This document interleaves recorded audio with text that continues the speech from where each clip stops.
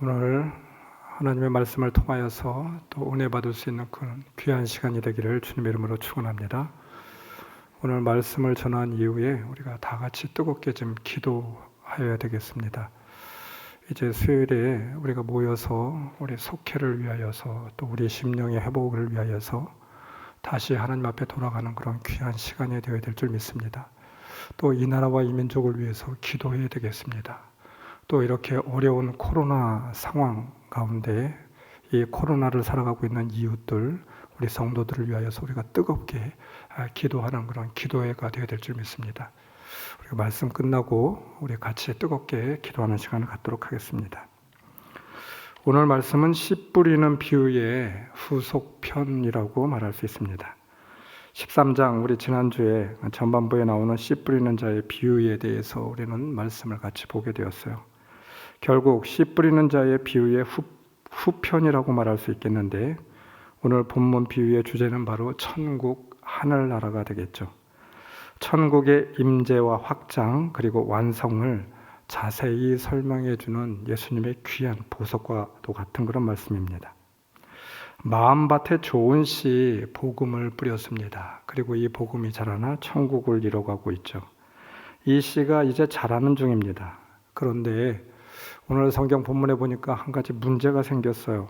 분명히 좋은 씨를 뿌렸는데 어느 틈에 가라지가 거기서 같이 섞여서 자라고 있다라고 하는 것이겠죠. 가라지 헬라어로는 지자니아라고 하는 이렇게 말을 하고 있는데 오늘 성경에 보면 밀밭에 가라지가 있다라고 말하고 있습니다. 또 우리가 이 곡식을 심을 때 보게 된다라고 하면 우리나라는 주로 이 벼를 심잖아요. 이 논에 보게 된다라고 하면 가라지가 있습니다. 논에 나는 피를 말하기도 합니다. 곡식 중에 있는 피 혹은 돌피라고 하는 것이 있지 않겠습니까? 이것은 벼와 아주 모양이 비슷합니다. 우리 성도들 가운데 농사를 지신 분들은 아마 잘 아실 것입니다. 또 농촌에 살고 있는 사람들은 이 벼와 가라지에 대해서 구별을 잘 해내고 있죠. 그러나 도시에서 온 사람들, 도시에 있는 사람들은 이 벼와 피에 대해서 잘 구분을 하지 못합니다. 벼와 모양이 비슷해서 알아보기 힘들기 때문인 것이죠. 특별히 어린 벼를 논에 심게 될 때 이 가라지가 이 벼인지 벼가 가라지인지 잘 구별이 안 됩니다. 문제는 원수가 몰래 와서 곡식 가운데 가라지를 덧뿌리고 갔다라고 하는데 문제가 있습니다. 곡식이 자라는 것에 대하여서 방해가 있습니다. 충분한 영양분을 이 가라지 때문에 공급받지 못하게 되죠. 성장에 영향을 받게 됩니다. 그런데 농부는 가라지를 그대로 둔다라고 말하고 있어요. 참 이상한 말씀입니다. 가라지를 빨리 뽑아버리게 된다고 하면 이 곡식에도 참 좋을 텐데, 벼에도 좋을 텐데 농부는 이 가라지를 그냥 남겨둔대요. 농부의 의도는 도대체 무엇입니까? 왜 가라지를 그대로 방치해두고 있는 것일까요? 어렸을 때 아버지를 따라서 종종 피를 뽑으러 그렇게 논에 가게 되었습니다.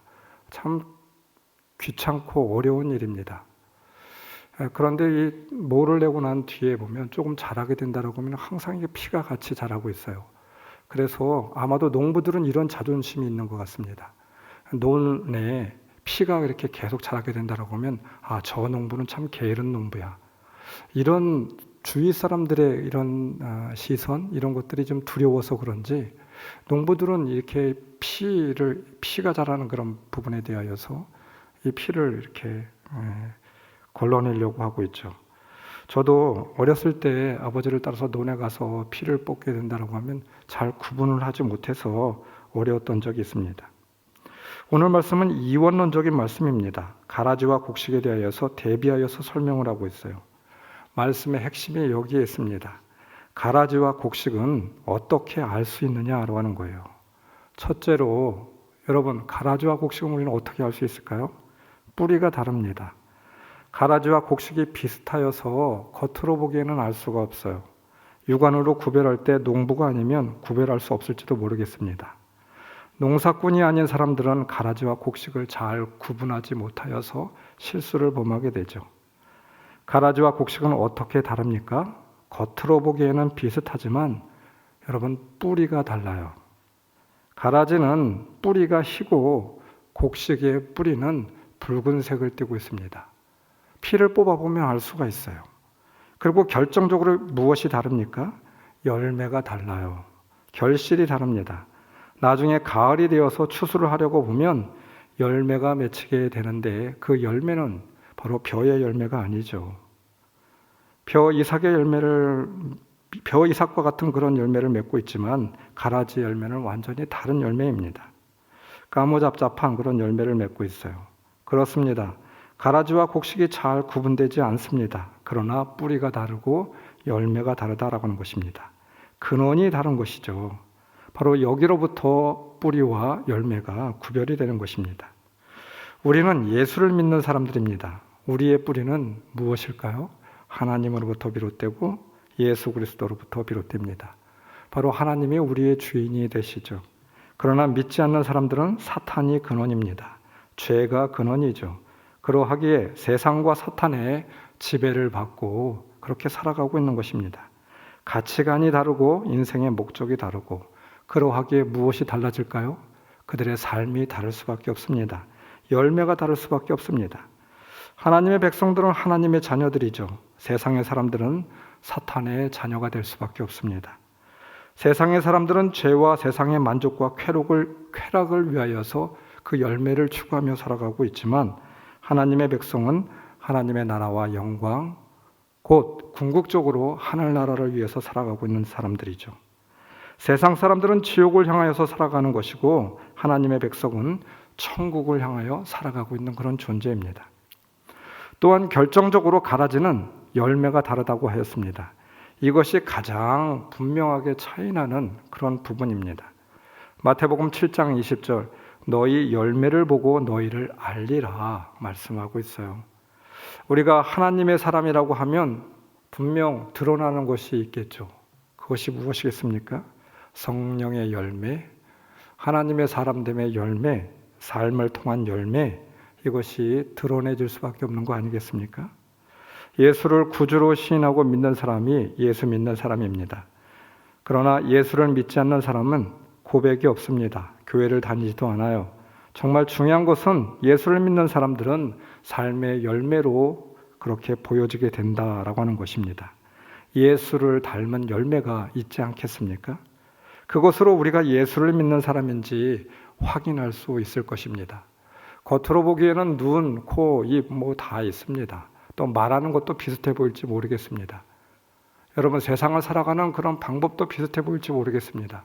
그러나 궁극적으로 그 삶을 잘 들여다보게 된다고 하면 예수를 믿는 사람들은 예수를 믿는 그 믿음의 열매가 분명히 있을 것입니다. 전적으로 그 열매가 다 나타날 수는 없겠지만 그것이 때로는 찾아질 수 있지 않을까요? 나도 알고 다른 사람들도 보여줘야 되는 거 아니겠습니까? 열매를 통하여 나무를 알 수 있다라고 말씀하고 있는데 참 이 말씀은 두려운 말씀이기도 합니다. 때로는 우리 스스로를 위장할 수 있습니다. 가라지와 곡식이 너무 비슷한 것처럼 잘 구별이 안 될 때도 있어요. 그러나 곡식과 가라지는 자신이 제일 잘 압니다. 그리고 가까운 사람들이 제일 잘 알죠. 내가 하는 모습과 행동 속에서 가라지 열매가 드러나고 있는지 곡식의 아름다운 열매가 드러나고 있는지 자신이 제일 잘 알 수 있습니다. 여러분이 혼자 있을 때 보여지는 행동과 모습은 과연 어떠합니까? 우리는 어떠한 열매를 맺고 있나요? 가장 가까운 가족들에게, 지인들에게, 배우자에게, 부모님에게 나의 모습과 행동은 어떠합니까? 조금 예수 믿는 그런 모습이 어떤 한 구석이라도 일정 부분이라도 좀 있어야 되지 않겠습니까? 우리 안에서 보여지고 있는 열매로 우리가 누구인지 증명한다라고 하는데 우리 삶의 열매는 우리 자신을 누구로 증명하고 있습니까? 오늘 이 시간 우리가 한번 물어봐야 될 것 같아요. 예수 믿는 사람들은 정말 이 부분에 대해서 두려운 마음으로 심각하게 물어보아야만 됩니다. 여러분, 예수를 믿게 될 때, 예수를 믿지 않을 때와 분명 차이점이 있지 않겠습니까? 그 차이점이 무엇입니까? 삶의 열매 가운데 분명히 드러날 것입니다. 우리가 천국 백성으로 살아가고 있다라고 하면 하늘나라가 우리 안에 있으면 우리가 추구하는 삶의 모습도 열매들도 분명 나타나야 줘야 되지 않을까요? 하늘나라가 우리 안에 이미 보여줘야 하는 것이죠. 천국은 이미와 아직의 긴장관계 가운데 있다라고 하는 좀 신학적으로 어려운 말이 있습니다. 아직 천국에 이른 것이 아닙니다. 그러나 이미 천국은 우리 안에 있다라고 하는 말입니다. 그렇다면 이미 우리 심령 안에 있는 천국이 심령 안의 삶 속에 존재해야만 됩니다. 여러분, 그런 사람만이 나중에 우리가 이 땅을 떠나서 하늘나라 가게 될 때 천국에 들어가는 것이죠. 이 땅 가운데 천국을 경험하지도 못하고 천국이 무엇인지도 보여지지도 못하고 있습니다. 그런 사람이 어떻게 나중에 죽어서 하늘나라 그 천국에 들어갈 수 있고 그 천국을 믿을 수가 있겠습니까? 그렇지 않을까요? 우리 안에 이미 천국의 씨가 뿌려졌습니다. 이 천국의 씨앗이 성장해 가기를 원합니다. 그리고 아름답게 결실되어지기를 원합니다. 천국 백성의 모습이 우리 안에 보여지고 나의 삶으로 증거될 수 있는 귀한 천국 백성들이 다 될 수 있기를 주님의 이름으로 축원합니다. 안타까운 것은 곡식과 함께 가라지도 존재하고 있다라고 하는 것이죠. 곡식과 가라지를 알 수가 없습니다. 안타까운 것은 가라지를 아예 없애버리면 좋으련만 가라지를 보존합니다. 가라지를 뽑지도 않습니다. 왜 우리 주님은 하늘아버지는 가라지를 그냥 두시고 계시는 것일까요? 여러분, 그 이유가 무엇이라고 생각합니까? 곡식을 위해서입니다. 가라지를 아예 없애버리면 좋으련만 농부 되신 하나님은 그렇게 하시지 않겠대요. 가라지를 심판하게 되면 주위의 곡식들이 다칠 수 있기 때문입니다. 피를 뽑게 되면 여러분, 우리 농부들은 또 농사를 경험해 본 분들은 잘 아시잖아요. 피의 뿌리가 얼마나 강한지 모릅니다. 얼마나 강성한지 몰라요. 한번 뽑게 되면 완전 흙까지 뭉텅이로 뽑아져 나오게 됩니다. 그 주위에 있었던 벼의 뿌리가 다 드러나게 되죠. 뿌리가 너무 강하여서 주위의 다른 곡식들의 뿌리까지 상하게 된다라고 하는 말입니다. 또한 가라지를 두고 있는 것은 곡식으로 인하여서 더 강하게 하기 위함입니다. 가라지와 함께 성장함으로 더 강인한 그리고 튼튼한 곡식으로 만들게 하기 위함이죠. 가라지가 있음으로 인하여 더 바르고 강인한 신앙을 소유할 수가 있습니다. 바로 곡식을 위함이었어요. 곡식을 다치지 않게 하기 위한 하늘 아버지의 선함과 신실함 때문입니다. 우리는 때로는 알면서도 참을 때가 있잖아요. 자녀들을 양육하고 키우면서 잘못한 것을 알고 있지만 아버지로서 눈 감아줄 때도 있습니다. 기다릴 때도 있습니다. 어느 때는 자녀들이 도둑질을 하였을 때도 아니면 집을 나갔을 때도 아버지는 즉각적인 징벌을 하지 않을 때가 있습니다. 왜입니까? 아들을 사랑하기 위함이고 또 아들에게 기회를 주기 위함이고 그래서 아들을 더 성숙하게 만들게 하기 위함이죠.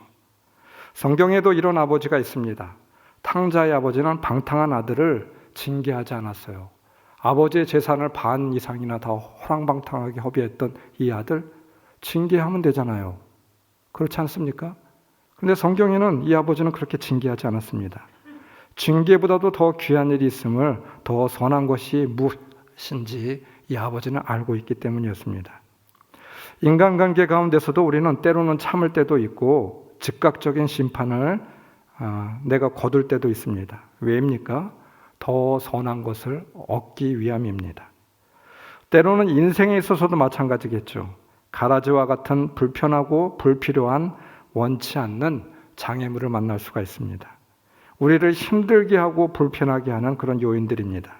그런데 그러한 가라지를 허락하는 이유는 하늘 아버지께서 나에게 가라지를 허락하는 이유는 내가 바르고 그리고 견실하게 성장하기 위함인 줄 믿습니다. 할렐루야. 나를 힘들게 하는 요소들 때문에 우리가 더 기도하고 더 낮아지고 더 성숙한 사람으로 바뀌어지는 것이에요. 그러하기에 우리는 가라지를 불편하고 미워할 것이 아니라 오히려 다른 관점으로 바라보아야 될 줄 믿습니다. 혹시 갑자기 찾아온 건강의 가라지, 물질의 가라지, 사업 실패의 가라지, 인간관계의 가라지 등으로 우리는 더 우리의 삶이 멍들고 있는지 모르겠습니다. 그러나 여러분, 여기서 끝나는 것이 아니에요. 그 가라지를 존재케 하신 하나님의 이유가 있지 않겠습니까? 우리 인생에 풍성한 것을 우리에게 더 주시기 위함입니다. 단단해지게 하기 위함입니다. 성숙해 하기 위함입니다. 다른 말로 하면 하나님께서 우리를 포기하지 않고 여전히 사랑하고 있다라고 하는 말이 아니겠습니까? 예전에 비하여 아이들의 체격은 좋아졌는데 체력이 약해졌다라고 하는 말이 있습니다. 어려움을 겪지 못하였기 때문이죠. 너무 온실에서 자녀를 키우게 되면 유익이 되지 못합니다. 그러한 자녀들은 조금만 어려움이 오게 된다라고 하면 완전히 주저앉아요. 어느 때는 자신의 생명까지 내던져 버리는 그런 자녀들이 있습니다.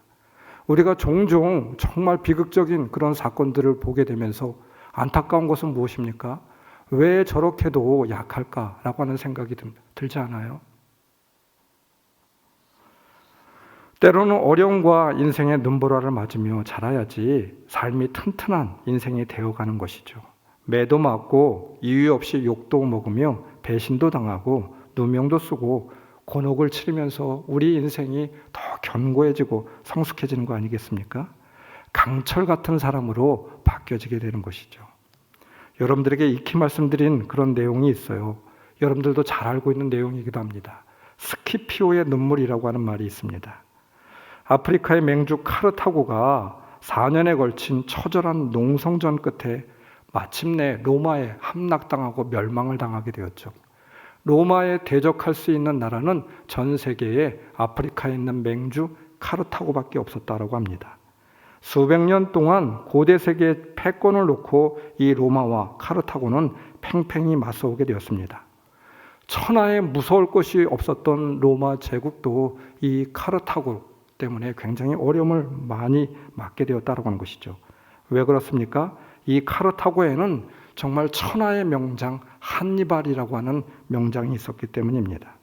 그런데 이 한니발을 통하여서 이 로마가 일부분 함락당하기도 하고 침몰당하기도 하였습니다.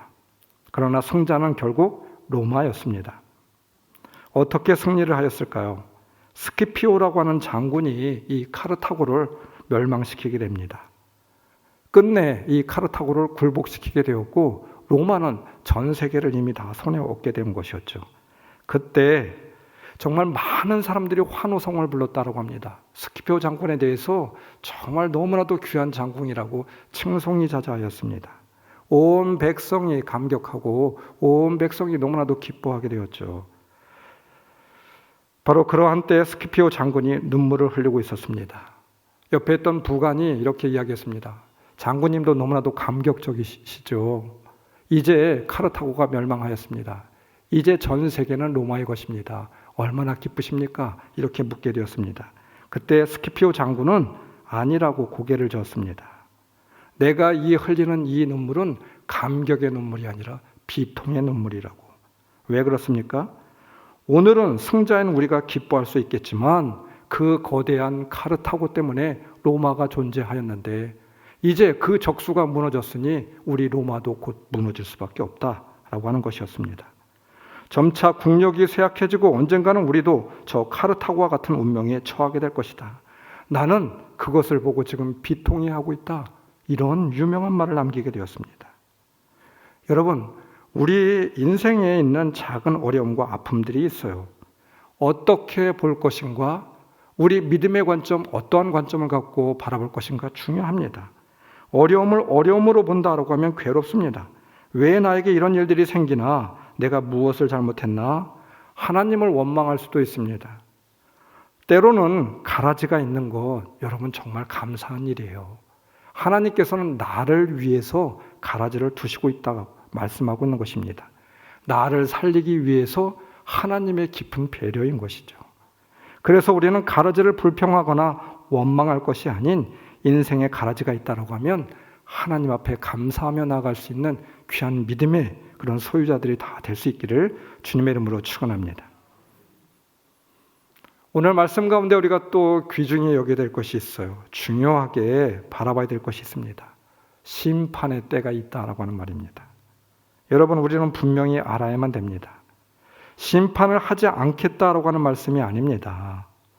가라지와 알곡이 있지만 결국에는 그 가라지와 알곡을 구분하겠다 이 말이에요. 지금은 심판을 유보하고 있지만 반드시 심판의 날이 있습니다. 때가 되면 나중에 불살라 버리겠다라고 하는 것이 오늘 성경의 본문의 중요한 경고입니다. 때가 있습니다. 가라지와 알곡이 구별되어지는 시간, 그때가 있지 않겠습니까? 얼마 전인가요? 지방의 어떤 목사님하고 말씀을 나누게 되는데 이런 이야기를 해요. 코로나의 시기 정말 너무나도 힘들고 어렵잖아요. 다들 힘들어하고 있습니다. 그런데 바로 이 시기가 우리의 신앙의 알곡과 가라지를 구별할 수 있는 시간이 아니겠느냐고. 그래서 우리는 더 경성하고 감사하면서 나아가야 되지 않겠느냐고 이런 의미심장한 말을 하게 되었습니다. 정말 힘들고 어려운 때 바로 이때 우리의 믿음이 알곡과 가라지, 알곡과 쭉정이로 결정되어지는 그런 시간이 아니겠습니까? 마태복음 13장 30절 추수 때까지 둘 다 함께 자라도록 내버려 두어라. 추수할 때에 내가 추수꾼에게 먼저 가라지를 뽑아 단으로 묶어서 불태워버리고 밀은 내 곳간에 거두어 드리라고 하겠다. 여러분, 우리는 말씀 가운데 두려움을 느낍니다. 혹시 우리의 삶의 모습 가운데 악한 부분이 있어도 징계를 받지 않는다고 방종해서는 안 됩니다. 두렵고 떨리는 마음으로 악의 그림자조차 뿌리쳐야 될 줄 믿습니다. 왜냐하면 심판의 때가 있기 때문입니다. 그 심판의 때에 분명히 심판하시겠다라고 하는 하늘 아버지의 경고가 있기 때문입니다. 아니, 이미 심판이 우리 안에 당도에 와 있는지도 모르겠어요. 결론이 있다라고 하는 말입니다. 구별되는 시간이 있습니다. 가라지가 아닌 우리는 알곡이 되어야 될 줄 믿습니다. 우리는 다만 선한 종자에 관심을 집중해야만 합니다. 선한 종자를 자라게 하고 이것을 극대화해야만 됩니다. 여기에 충성을 다해야 되겠죠. 하나님께서 주실 상급에 집중하며 하늘나라를 소망하며 살아야 될 줄 믿습니다. 가라지와 곡식을 심판하는 분은 하나님이십니다. 내가 곡식이다, 가라지다 라고 판단하는 것이 아닙니다. 하나님이 판단하세요. 그리고 가라지는 불태워지게 됩니다. 우리 인생은 언제 끝날지 모릅니다. 이것은 불행일 수도 있고 감사일 수도 있죠. 예를 들어 내가 젊었을 때 삶이 끝나는 것을 알면 노력하지 않고 허랑방탕하게 젊음을 즐기다가 갈 수도 있을 것입니다. 장수할 것을 알면 그로 인해 시간을 허비하고 살아갈 수도 있습니다. 그러나 우리는 우리의 삶이 끝날 날을 알지 못하기 때문에 그날을 기다리며 늘 최선을 다해야 되는 것이죠. 목회자들도 종종 이런 말을 합니다. 목사들은 언제나 설교할 준비, 이사갈 준비, 죽을 준비를 해야 된다고 하는 말이 있어요. 언제 어떻게 될지 모르기 때문에 늘 긴장하며 준비된 인생을 살아야 한다고 하는 말이겠죠.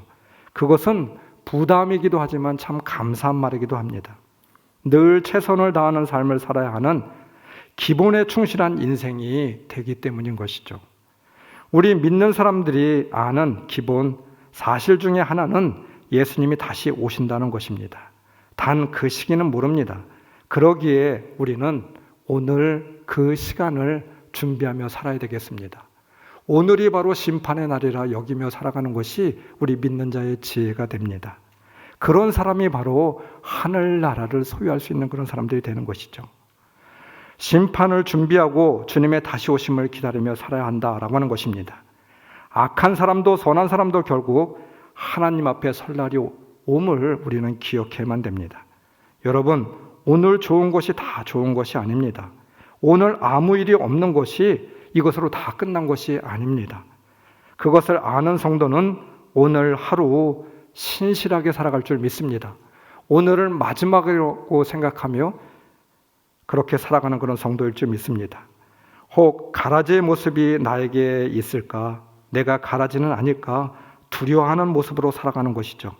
나의 삶 속에 가라지의 삶이 있지 않나 점검하며 살아가는 삶이라고 믿습니다. 그러한 성도들만이 아름다운 곡식의 열매를 맺을 줄 믿습니다. 천국 잔치에 초대받은 그런 성도들이 될 줄 믿습니다. 여러분들이 다 이러한 귀한 삶을 살아갈 수 있는 우리 좋은 교회 모든 성도들이 다 될 수 있기를 주님의 이름으로 축원합니다. 기도하시겠습니다. 하나님 아버지, 주님께서 기뻐하는 곡식들이 다 될 수 있도록 인도하여 주시옵소서. 우리 삶 가운데 비록 여러 가지 가라지가 있지만 우리가 감사하며 기뻐하며 살아갈 수 있도록 인도하여 주옵소서. 우리 주님께서 믿음의 성숙으로 이끌어 주시옵소서. 그 믿음의 성숙을 위하여서 기꺼이 기뻐하며 감사하며 인내하며 살아갈 수 있는 우리의 삶이 되게 하여 주옵소서. 오늘 우리에게 주신 삶이 어떠한 삶이든지 최선을 다하며 열매를 맺는 귀한 성도들 되게 하여 주옵소서. 예수님의 이름으로 감사하며 축복하며 기도드리옵나이다. 아멘.